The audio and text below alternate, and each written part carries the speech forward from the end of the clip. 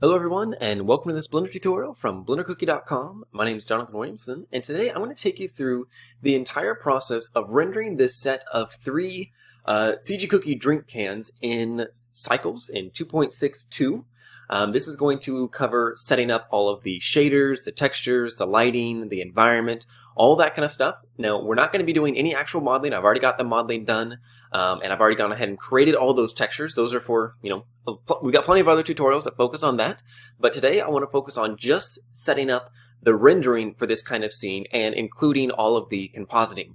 So a couple of key points that you'll learn in this tutorial are things like setting up fill lights, backlights, key lights, setting up different render layers to separate out the different lights such that certain lights maybe don't affect the ground plane that we have in there, such as the rim light. We want the rim light to kind of accent and help the cans kind of pop out at you, but we don't want that to highlight the ground at all. And so we'll be using render layers for doing that, combining it then with compositing to composite the images together via the node network, and also doing some image adjustments with the nodes to give us that final look that really makes the image stand out.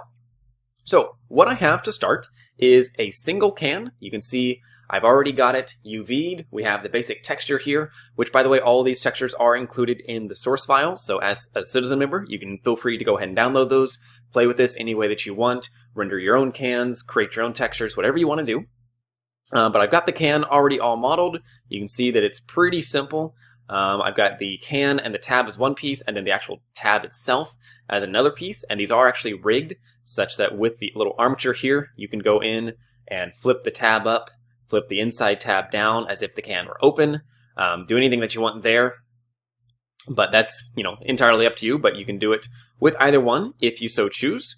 Let's see. Okay, I think we're pretty much just ready to get going. So the first thing that we need to do is we need to switch over to the Cycles render engine. And again, I'm using Blender 2.62. This is the latest official release. And so we're just going to go to Blender or Blender Render and switch this over to Cycles Render. And you can see that our texture immediately disappears because Cycles does not support the multi-texture or the textured solid display mode in the viewport. Instead, it uses a material shading mode, which we can switch on right down here, and then that will show any images that you have mapped in the textures. But since we don't have any images yet, because we don't have a material on this, we need to go ahead and create one. So let's start by doing that. Going over to the material, we're just going to go ahead and create a new material, and this will just be can label. And we're just going to immediately choose the color here. Let's just click this button here to load in an image texture. So we'll choose image texture. And then since I already have this loaded in Blender, we can just click this here and choose our diffuse right there. And that will immediately pull that up, and you can see it's now added in. Let's go ahead and also split the view down like this so that we can switch this side over to a node editor. And in fact, just to get a little bit more space, I'm going to split that side down as well, and then join these two views together. So now we can see how this is set up. It's added in an image texture here, fed that right into the diffuse, and then of course fed that into the material output. And by default, image textures are always mapped to the UVs, assuming your object is UV'd, in which case this time it is. And so we're ready to keep going. I want to go ahead and just set up all the basic materials first, and then we'll go in and start making it look like metal and things like that. So let's go ahead now and add in one more material to this by clicking the plus sign and then new, and this is going to be can metal, because here for the top part of the can and the bottom we're going to make it a silver texture. So let's go ahead and just turn this into a glossy, and we'll just leave the default like so. And let's just hit tab to go into edit mode. We're going to select all of these, and then we'll hit Ctrl plus once to grow the selection just to select that little bit there. And then we're going to go ahead and click assign. And then down at the bottom here, we're going to do the same thing. Select those, grow the selection once, and then click assign. And that way those then will be metal, whereas the others will be the label. Let's save our file here. And just so we can start envisioning what this is going to look like, let's go ahead and switch right over into rendered mode. And we can see right now it looks pretty boring. So let's get a little bit more environment going on. So we're going to add in on the world buttons, just enable use nodes. And we're going to set this to be pretty dark because we don't really want to use a whole lot of environment lighting on this. We're going to mostly use the lamps. So let's go ahead and just add in a single key light so that we can kind of start getting an idea of what this is going to look like. So again, saving our file, I'm going to hit Shift-A, add in a mesh and a plane. On this plane, let's just rotate it around. We're going to move it right up, right about where the camera is, something like this. And then from the top view, we'll also move it off to the side and rotate it around a little bit. So it's basically to the upper right of the camera. On this plane, let's go ahead and name it, and this will be light_key.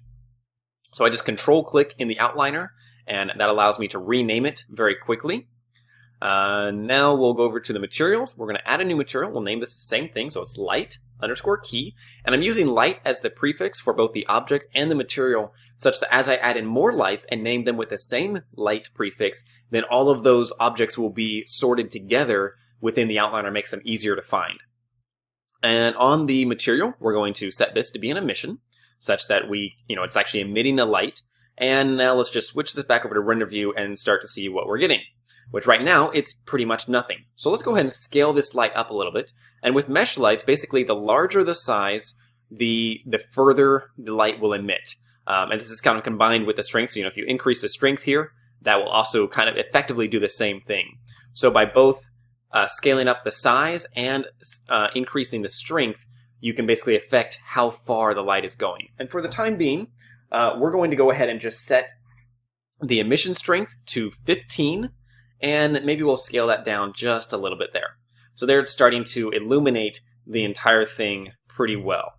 Alrighty, we'll save our file again, and let's now start setting this up in camera view such that we can kind of see what it's all looking like. So from the camera view, which I've already got set, and you'll notice that my camera size is set to the 956 by 400, which is the size of our featured image on all the CG Cookie sites.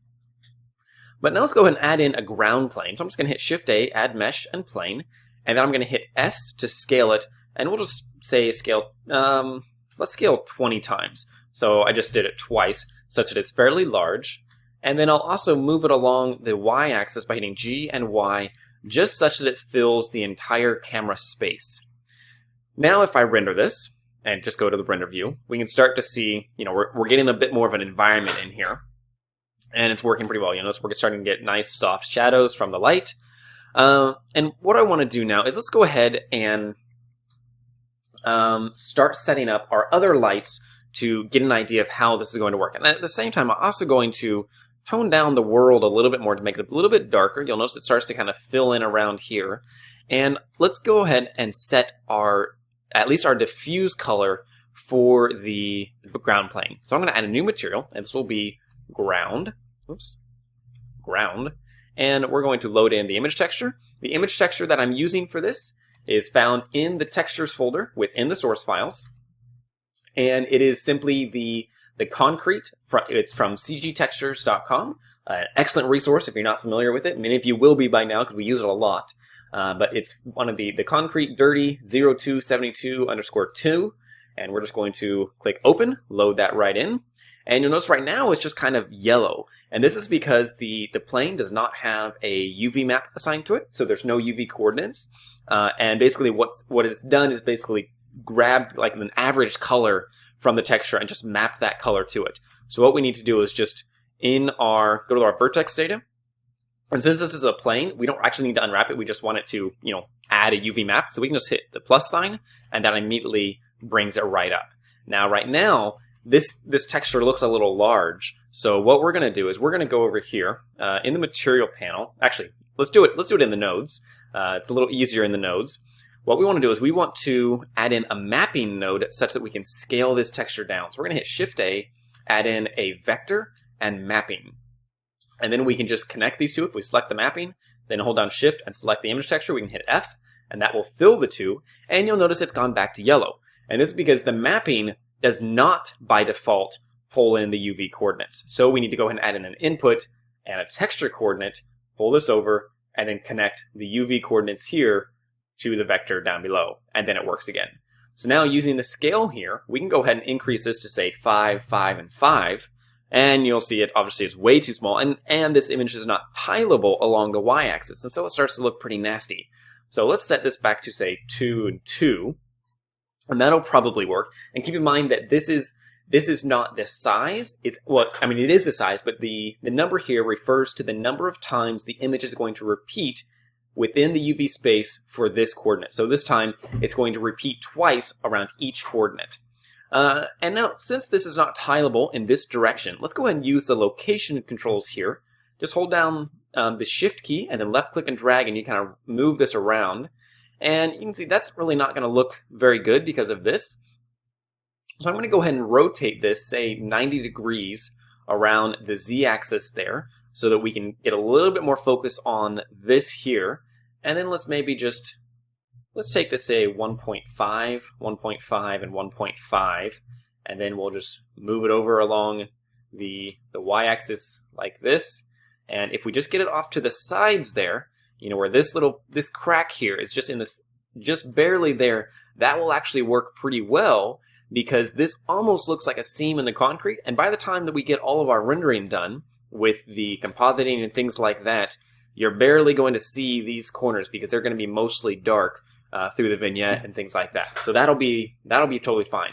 Although I do kind of like this crack right in here, so I might set this rotation to 180 degrees instead.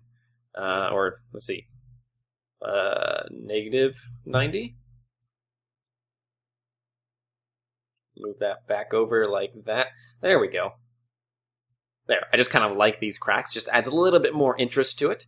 And that will work for the time being. Now, we're actually going to add in a bump map and things like that to this. But for now, I want to go ahead and keep focusing on this. Without going any further, let's go ahead and set up our other lights for this. And the other lights, we'll just hit Shift-A, add in a plane. We're going to rotate this like so around the Y-axis. And then we'll scale this up. And this is going to be our soft lights. So this one is going to be light_cool, because we're going to do a cool light and a warm light over here to help give it a nice balance to the image. So we'll add a new material, and this will be light_cool. And we'll set it to be emission. And we're going to set this to be a nice kind of light blue color. And then we're going to duplicate this by hitting Shift-D, then right-click. And since our cursor is at the center, or if the cursor was, say, over here, we could hit Shift-C. That will recenter the 3D cursor. And then by changing our pivot point right down here to 3D cursor, we can just hit R-Z to lock it to the Z-axis, 180 degrees, and that will just flip it right around to the other side. And now that I have the two lights, I can just click the 2 on the material here to remove, or to basically duplicate the material, and then call this light_warm, and switch this over to a blue color. And now if we check out our render and save our file, we'll render this, we immediately start to get a lot more dynamic of an image. You know, we start getting these kind of nice highlights right in here. We're getting, you know, it just starts to look really good. But before we go much further, let's go ahead and fix the metal a little bit. We are definitely not going to want a 100% glossy metal on this. So let's go and set this just to say, how about 0.1? And immediately that will start to look a lot better, because a glossy of 0 basically means a mirror. And we don't want a mirror. We want a nice kind of reflective aluminum of sorts. Now, that'll be good for the time being. You know, we'll adjust all of these lights as we go along. But I want to add 2 more lights. And those 2 lights, the first one, again, I'm just going to add a plane for all. We're using mesh lights for everything that we do. And I'm also going to change my pivot point back to the bounding box center, which you can do by just hitting the comma key on your keyboard. And this light, I'm going to scale up, and I'm just going to move it straight up.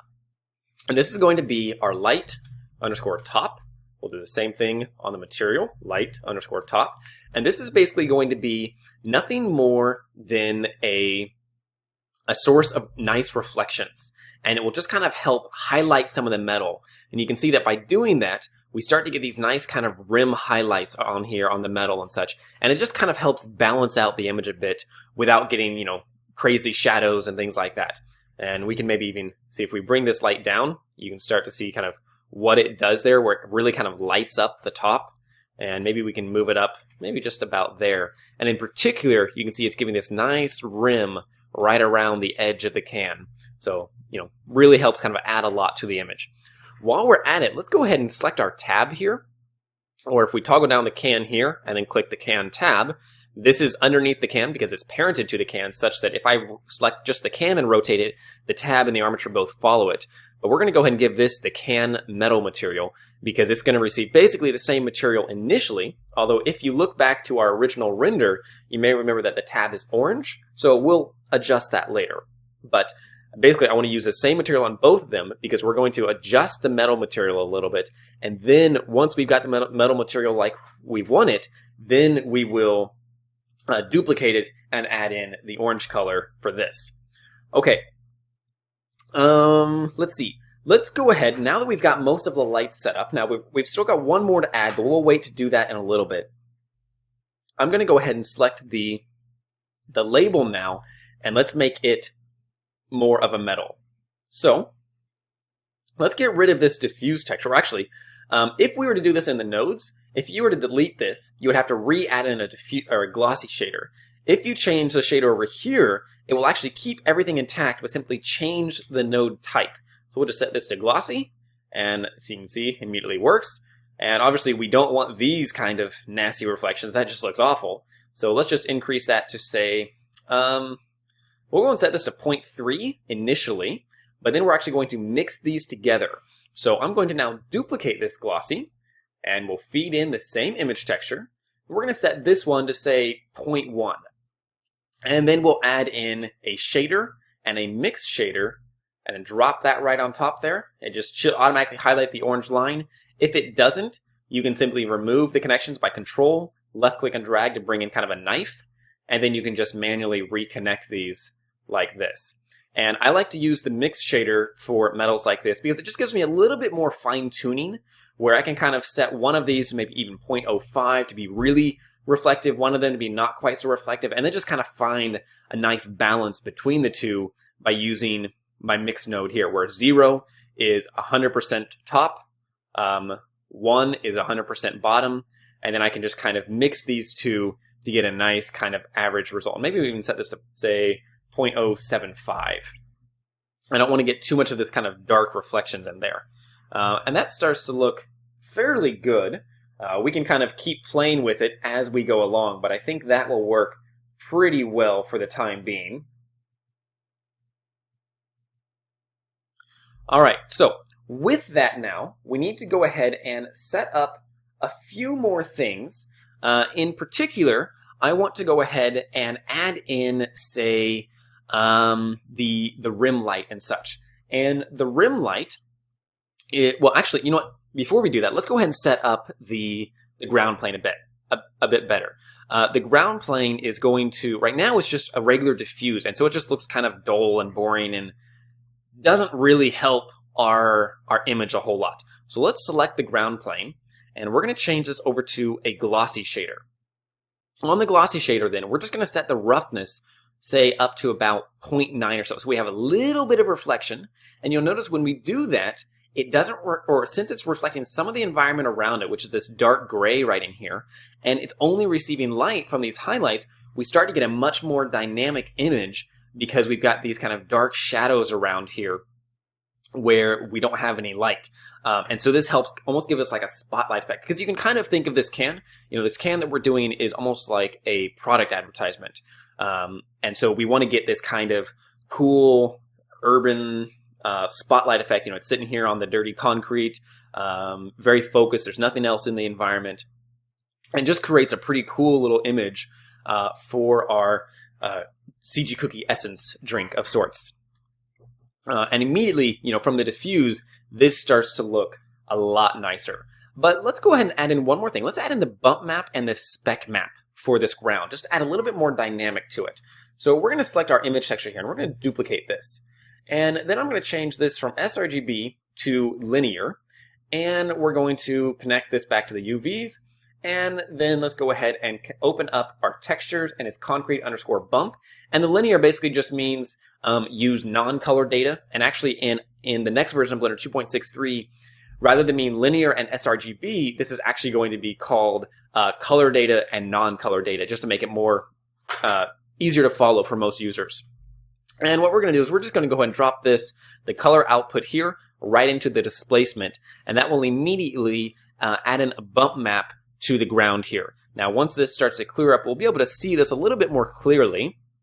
But what I'm going to do while that's going is I'm going to also go ahead and add in a converter and a math, drop this right on top of that output there, change it over to multiply, and just set this to 1.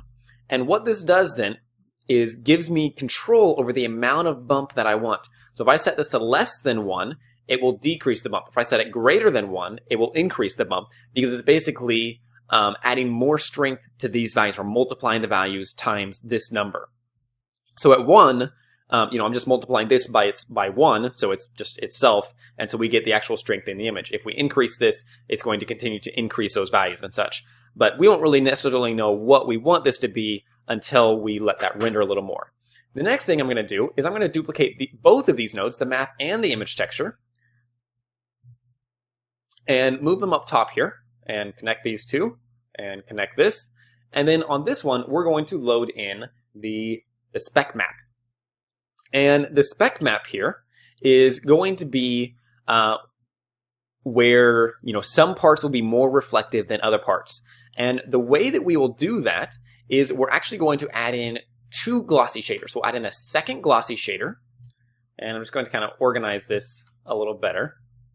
So we'll just select these, move them up. So we have a second glossy shader, and this second glossy shader we're going to make it more reflective. So say 0.7 or so. And if you were to flip that in, you'd be able to see that it's more reflective. But then we're going to mix these two with a shader and a mix like this. And we're going to mix it based on our spec map right here. This way, the spec map, which you can't see at the moment, but is just basically a black and white image with some of the things highlighted, it's going to control which parts get the really reflective material and which parts do not. So just to see this a little more clearly, let's go and set this back to 0 to make it completely reflective.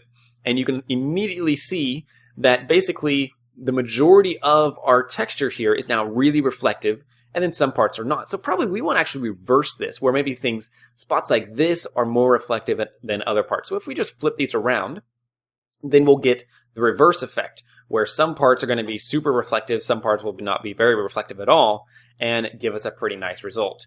There we go. So that starts to look pretty nice. And then I'm just going to boost this back up to say 0.5, because we don't want anything to be crazy reflective, and that ought to be pretty good. Actually, I'm going to set this to say 0.95. We don't want a completely non-reflective surface, but we don't want a lot of reflections. Concrete is pretty dull unless it's a polished concrete. And in this case, we're assuming that it's not. And it looks to me like the bump is maybe a little bit strong. So I'm going to take this down to say just 0.9, just to tone it down just a little bit. And this is starting to look pretty good. But let's go ahead and do a couple of things to add more interest. First of all, we're going to select all of the can, the tab, and the armature here. And we're just going to hit Alt-D to duplicate it, and Alt-D to duplicate it with a link, such that if I go and edit one of these, it edits both of them. Now, obviously, I don't want to do that. And you'll notice if I also just rotate the can, the armature and the tab follow right along. So it just kind of works. And we're just going to do this. You can see the nutrition facts back there. We'll select these, and we're going to Alt-D again, move them over here, maybe rotate around like this so you can just start to see the recycling logo there. Just add a little bit more interest. If we go ahead and grab our camera, we can go ahead and enable the composition guides to be thirds and kind of help get a nice, slightly more solid composition. Maybe something like that. And maybe even we'll select our entire camera, move it down a little bit, or actually we'll move it up just a bit such that the CG Cookie logo here is right at one of the third points. We can scale that back up just a little bit, get outside of the corners there, and that starts to look pretty good. If you want, you can work with the horizontal and vertical shifts to get rid of this perspective here. Sometimes that's good to do if you're working with like architectural renders or something like that. In this case, we're not going to worry about it. I kind of like the slight top-down perspective, and we're just going to leave everything else default, although I am going to add in a very slight focus point on the camera. if we select the camera again, the focus here, we're going to set it to be the first can, so it'll focus. Actually, you know what? Let's hit Shift S, cursor selected, select right there. Let's add in an empty. And I'm going to move that empty up just to be right on the label right there. Just like that. Okay? And then on the camera, we'll choose that empty to be our focal point. And then we'll just set the aperture size to be, let's just try 0.1 first. We'll just render this now. The higher the number, the more defocus amount, or the higher the defocus, and so the more blurring you get. And really what I want is just for the edge of these cans to be just slightly out of focus, and the back here to be slightly out of focus. So if we were to say put this at 0.5, you can immediately see that these are really out of focus, and we have a very small focal point here. I want to set this to maybe, let's even try 0.05. Pretty small. That way it's more, just a tiny bit of out of focus here on the edges, and then the background will be out of focus. Just help add a little bit more depth to the image. And that's starting to be pretty nice, I think. But we want to definitely, do a few more things with it. For one, you notice that these are pretty dull right now. So clearly we need slightly stronger reflections on this. So let's pop these, or actually, you know what? Let's go ahead and take this down to maybe, how about 0.2 initially for this to kind of sharpen up these lines a little bit, add a little bit more focus on those. Next, I'm going to take this, and right now, you notice that with our key light, if we render this, we just kind of have this highlight here, but what I'd really like is to have a nice kind of like strip down like this. So what I'm going to do is with this light, I'm going to hit S, double tap Y, and then just scale it up like this to make it much more of like a vertical light. And if I render this now, you can see we start to get more of a line down this. And that feels pretty good for just kind of highlighting our image. And I'm going to rotate it around the local X a little bit, bring it down just a little bit, kind of adjust where the highlight is happening a little. And that starts to feel pretty good. So now the highlight is kind of going through the CG Cookie can, or the logo there, and I kind of like what's happening there. But you also notice that this is starting to get blown out a little bit, but the rest of it looks pretty good.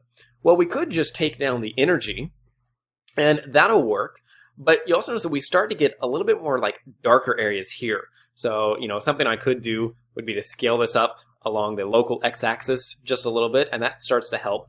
But if we wanted a little bit more room for fine-tuning, what I could do is actually add in a transparent shader to my light here, so transparent.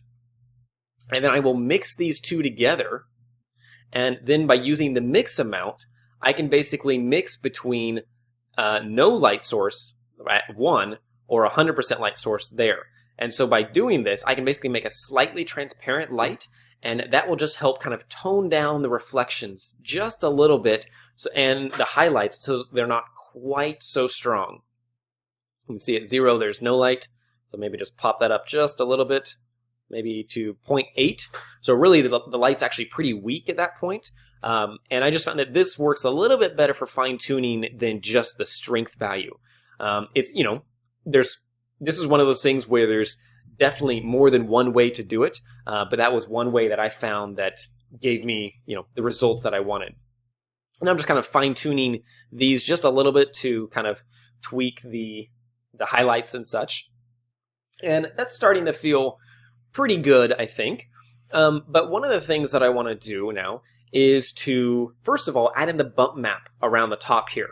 So let's select the can metal, and we're going to add in a shader, or excuse me, a texture and an image texture. We're going to set this to linear because there's a bump map, and it's going to open, and it's the can top bump. So we'll load this in and just pull it right into the displacement channel there. And this one I actually kind of like just the default effects, but basically it just adds in the text around the top rim here for basically its recycle value in different states, and these kind of ridges around the top to help with like spill control and just kind of help guide the liquid and such. And it doesn't do a lot, but it adds just that little bit of extra detail that really helps kind of sell the image.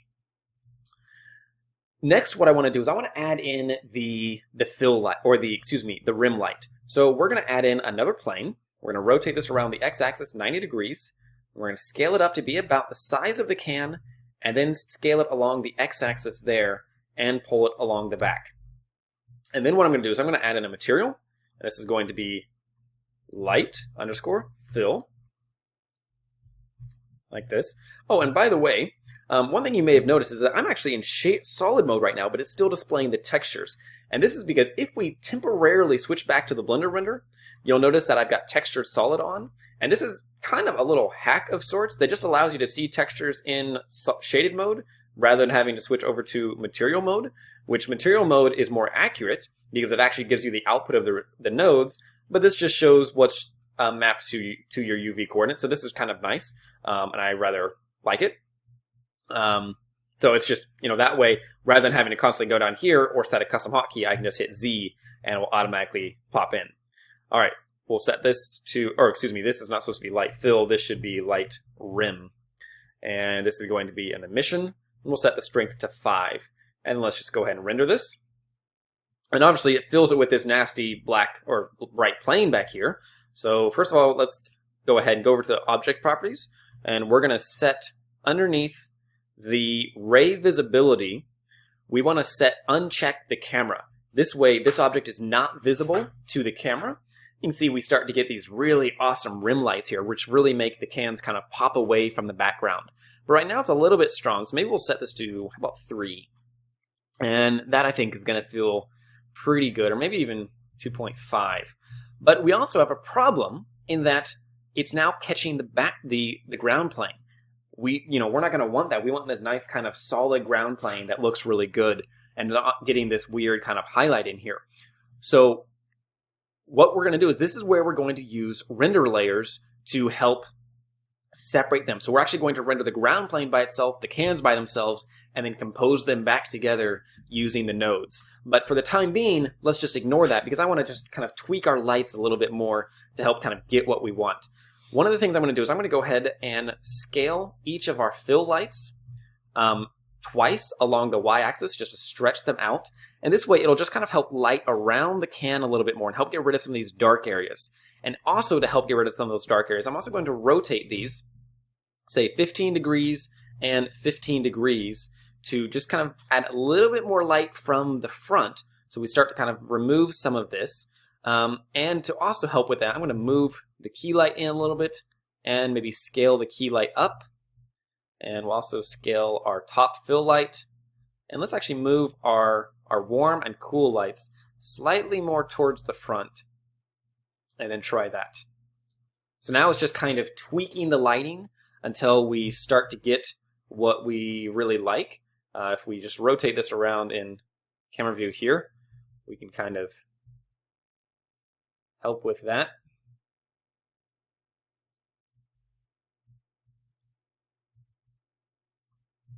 And now you can see I moved it in front of the camera. And we could just disable it in the camera view, but then we wouldn't be able to see it during render for tweaking. And let's let that run for just a moment, because one thing with cycles is that, the first initial pass that you see is not a great representation of what it's actually going to look like, just because as more light bounces come through and such, it'll start to look a little better. And in fact, I think I'm actually going to increase my bounces right here inside the Integrator tab. Basically, the number of maximum bounces here, the higher you put this, the more light bounces you'll get between objects, and it'll increase the rendering time, but you can get slightly better illumination or more even illumination throughout your scene if you tweak that a little bit. Now, for the most part, using either the full or global or full or limited settings will work just fine. If we set this to full and render this, then it's going to look about the same because that's basically the settings that I had it at. And so you really don't need to worry about that all that much. But, just something to be aware of. And one last thing I'm going to do is on my top fill light here, I'm going to rotate it over just slightly such that it'll kind of help add a little bit more variation to that top lighting and also help get rid of some of this dark spot in here and accent the rim around the top of the can. And this is starting to feel pretty solid, I think, so I'm going to leave it. Of course, one of the one of the keys to getting good, solid lighting or materials on this whole thing is just tweaking. And we could tweak this all day long and still want to do more to it. So really, I'm going to leave most of that tweaking to you, and then just kind of fine tune it as you go along. And let's see if we set this. Just double check and see which one is which. Okay, there we go. So setting this all the way to 0, and then maybe 0.1. Set this back to 0.1, and maybe this to 0.025, just to kind of sharpen that up just a little more. Maybe something more like that. Yeah, I think that will work pretty well. Maybe take this down just a little bit. Okay, so we're going to leave that like it is for the time being. We could tweak this all day long, but a couple more things that I want to do just to add a little bit more interest. First of all, let's make use of this rig here. Pop this lid open, pop that down just like that, and that way it just helps add a. Ooh, whoops, got a little bit. Oh, looks to me like we forgot to duplicate the armature, so I'm going to delete that can and delete that can. And then we'll grab all of these, including the armature, which is right. Oops, looks like I deleted the armature. Let me undo that a couple times. There we go. And then we'll just delete those. Then we can select these, and we're going to Alt-D, duplicate them, rotate it over, Alt-D, rotate it over, and then we can position these a little bit more where we want them. Again, fitting within the thirds compositing. And then we can go in here in the pose mode, select this, rotate it up, select this, rotate it down. Maybe we'll rotate this a little bit just to make it slightly off kilter. We don't want it perfectly straight ahead. And then I'm also on the tab. I'm going to duplicate this now, and we're going to make this one metal _ orange. And all we're going to do is on our glossy material here, we're just going to select this, click the eyedropper here, and select the orange of the CG Cookie logo. And then if we turn down the settings, we can also Ctrl-C over this color field, and then Ctrl-V to paste that in so that it looks solid in the viewport. There we are. Save that then. You can see that since these are linked, it's automatically duplicated that material over. And now, if we render this,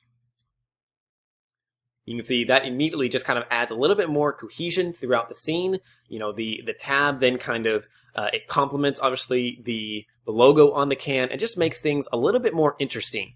I'm going to rotate this up a little bit more, just kind of rotate it a little bit until I feel like the highlights on the tab look good. Maybe take it down a bit.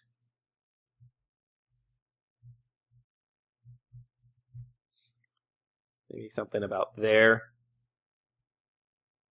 Okay, there we go. So now you can see we're starting to get some little variation in there. We don't want it to look flat. We want it to look like metal and look good. So I think that will work pretty well. So let's save this now. And we're going to go ahead and just leave the rendering where it's at. Like I said, you can really just tweak this to no end until you get exactly what you want. But what I want to do now is I want to go ahead and set up the render layers. So we're going to go over to the materials here and save our file. And we're going to set up 2 render layers.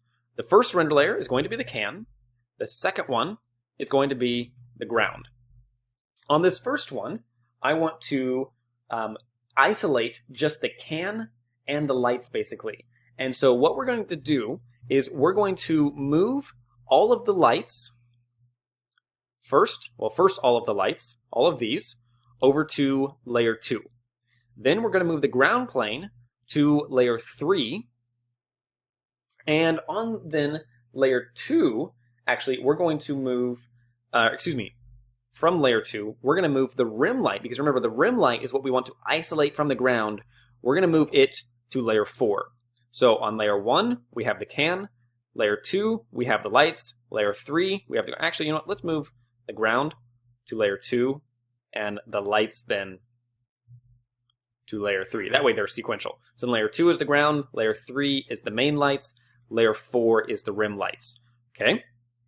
And what I want to do now is, first of all, I'm going to uncheck this button here such that these layer buttons do not control these layer buttons. This way I won't accidentally mess anything up inside my viewport or mess things up from my viewport for the render layers. And this first render layer, the cans, is going to include, we want to include everything but, let's see, actually we want to include everything but the rim light, I believe. Wait, just thinking about this for a moment. No, okay, so we want to include all of the layers here, and basically the scene layers are control what's going to be detected in the render, and then the layers here actually determine what is actually going to show up in the final render. So then on this one, we're going to choose the first 3 layers, because then let's see, layer 4 is our, no, layer 2 is our ground, so we don't want layer 2 in this, but we want to actually render it such that if we render this now, and let's pull up, oh, here we go, we're just going to click image, and if we render this now, if I got it right, it should render everything correctly and even reflect the ground in the cans, but the can itself, or the ground itself, does not actually show. And that's exactly what we get. Now, in order to actually render this good such that we can then compose them together, we need to, underneath the film option here, enable transparent. This way, when we render it, it will render the world completely transparent, as you can see if we click this. This will make it a lot easier to compose the two together. Okay, so that's our first render layer. Our second render layer then is going to include everything in the scene except for the rim light, which is layer 4. So we'll uncheck layer 4 here, and it's going to show only layer 2. So if we go ahead and click the pin, so we only render this layer, and click image, it should render only the ground, but with the shadows and reflections of the cans themselves. Cool. All right, that's basically all we need. So now what we're going to do is we're just going to render these. So I'm going to uncheck this such that it'll render both passes, and then I'm just going to click image and let this render. I'm rendering 1,000 samples, which ought to give me a pretty clear image. And now I'm just going to walk away from this for a few minutes while this is recording, or while this is rendering. It's done rendering. So here you can see the final result of the ground render layer and then the can render layer. So you can see they're both isolated, but the ground still has all the shadowing and the reflections from the can and the caustics and things like that. So this works really good to kind of separate the two. So now what we're going to do is we're going to jump over here in the node window. We're going to switch over to the compositing nodes. We're going to click use nodes and backdrop to show the active viewer node in the background. Well, I'm also going to hit shift space just to maximize this view, because with the backdrop here, we don't need anything else. And I'm going to go hold down Alt and middle click and drag. Just drag this over to the top right so that I can use my nodes down here, have the backdrop down here. I'm also going to quickly go and move my compositing node right over here, just towards somewhere in the middle, and my render layer over here. So then basically I'm going to work in this space to combine the two. In order to combine the two, the first thing I need to do is grab another render layer. So with this node select, I'm going to hit Shift D, Y, hold this down, and we'll just put it at the bottom, and we're going to switch this over to the ground layer. Then I'm going to hit Shift A and just immediately add in a color and an alpha over. And I will feed both of these images in, just like this. And then we'll also go ahead and feed in an output and a viewer node, which will line up right over here, such that if I hold down Control, Shift, left click, it will immediately load that the output of that node into the viewer right here. And we can see right now, I have these reversed because the alpha over basically refers that it means it's going to overlay the image that's on the bottom, or the first input, onto the top one. So we just need to flip these around like that, and immediately we have our final image, minus the fact that the rim light is not accenting the ground. And so this is exactly what we want, and gives us our nice result. But, you know, we can definitely do a lot of work with this image to get some good solid results. So the first thing I'm going to do is work with the background a little bit. So let's pull the alpha over node over here a little bit. And we're going to hit Shift A, we're going to add in a color and then RGB curves, and then just drop it right on there. And then we're going to add in a point by left clicking right here. Just drag that down a little bit, which will kind of darken the background. And then we'll put another point, drag it up a little bit so we get a slight S-curve, which just gives us a nice kind of variation where they're both darkening it just a little bit. And just help add a little bit better contrast to it. Then, speaking of contrast, I'm going to go and add in a color, color, brightness, and contrast. I'm going to, again, drop that on right here. And this one, I'm just going to take this down to, say, like -1, just to really darken that up. And I'm going to increase the contrast just a little bit. And maybe that's a little too dark. We don't want it to look kind of, well, weird. I guess the reverse of blown out. I'm also going to add in a color and a hue and saturation. This way I can just kind of slightly adjust the tone of this. Basically, I just want to gray this out slightly such that the eye's focus is much more on the cans than on the background. So I'm just going to take the saturation down just a little bit, which will just remove a little bit of the color in the background. See, if I take it all the way down, it just looks gray, and then it just looks weird. So I just want to take it down just a little bit, just to help kind of remove some of the focus. And then if I play with the value, we can darken up the whole ground or brighten the whole ground. So I'm just going to darken it just a little bit, maybe something like that.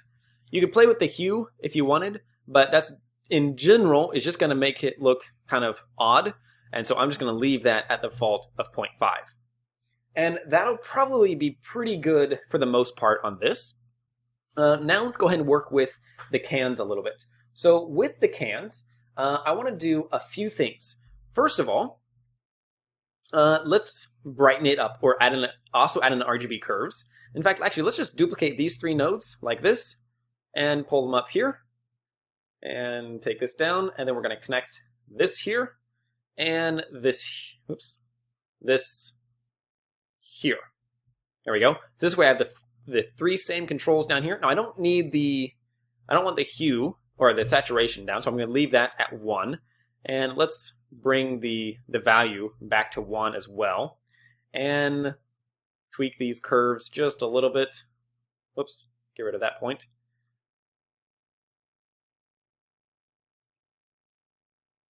And on these I might do an opposite S curve, which will kind of lighten the whole thing up a little bit and kind of give me a slightly nicer result.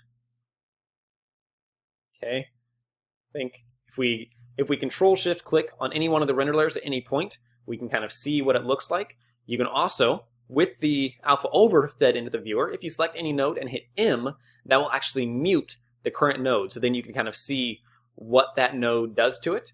And maybe I'll bring that down just a little bit there. Okay, the brightness then. Let's bring this back in a bit. And that, I think, will be good. We can try. We'll leave that about where it's at. Okay, and I think that will work pretty well. Now let's go ahead. Let's bring these over here just a bit more. And first thing I want to do is I want to go ahead and add in a vignette node.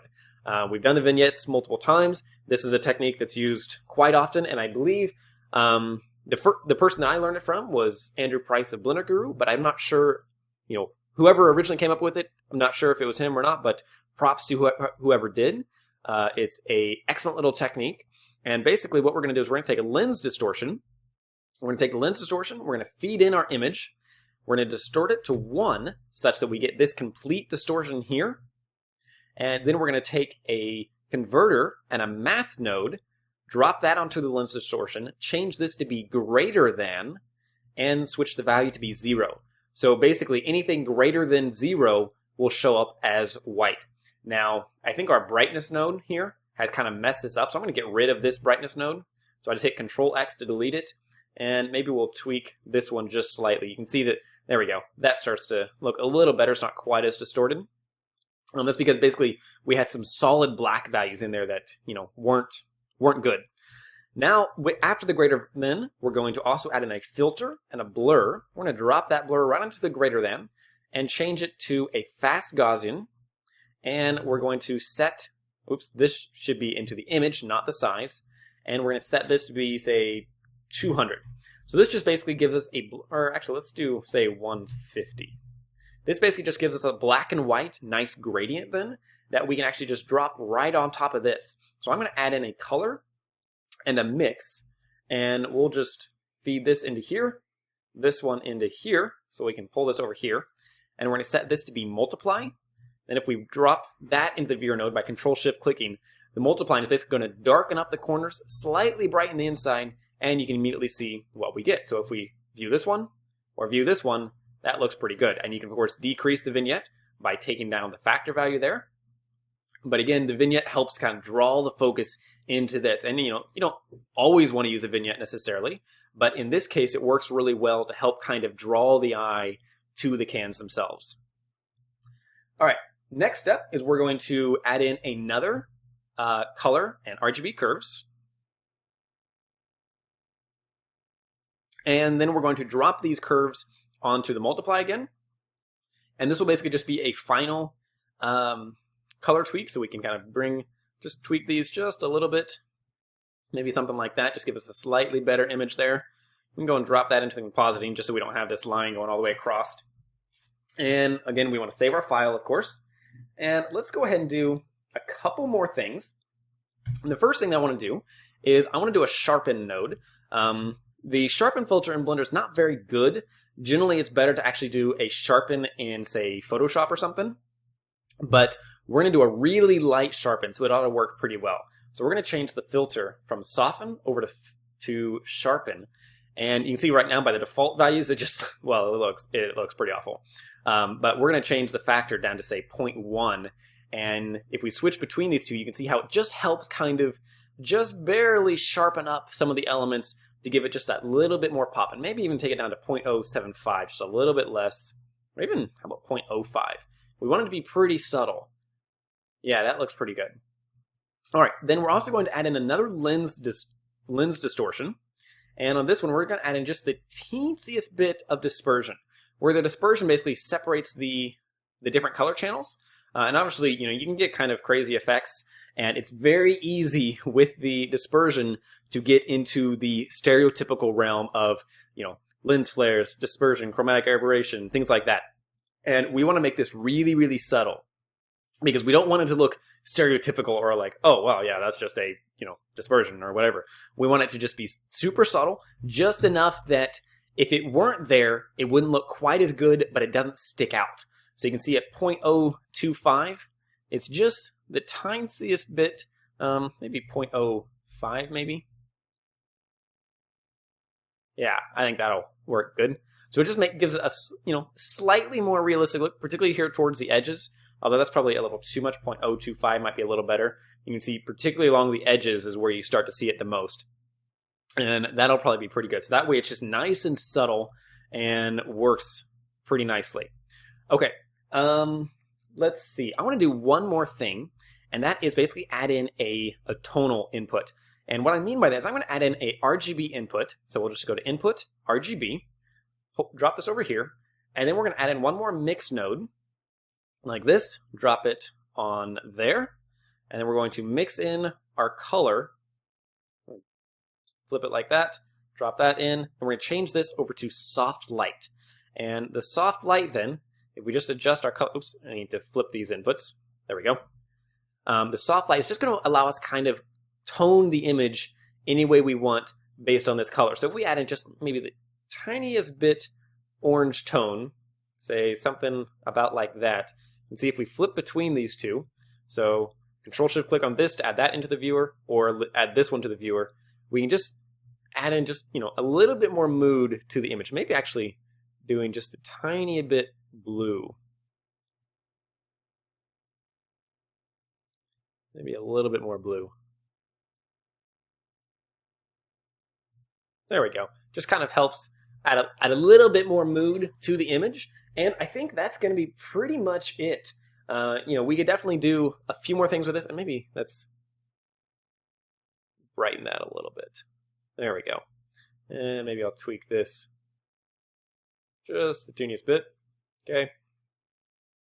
Boost up the vignette. Not quite so much. And I think that'll be pretty good. So if we compare, say, this to that, it looks pretty good. Trying to decide whether I like the blue or not. Yeah, I think I do, because it helps kind of bring the focus into the can versus the background. Where right here we see this kind of orange, it's very illuminated and whatnot. Then by the combination of the vignette, the soft light, then it really brings the focus in here. Although maybe that's a little bit too much blue. You can see it's really subtle, it's pretty dramatic the amount a tiny bit of difference makes. And I think that will pretty much do it.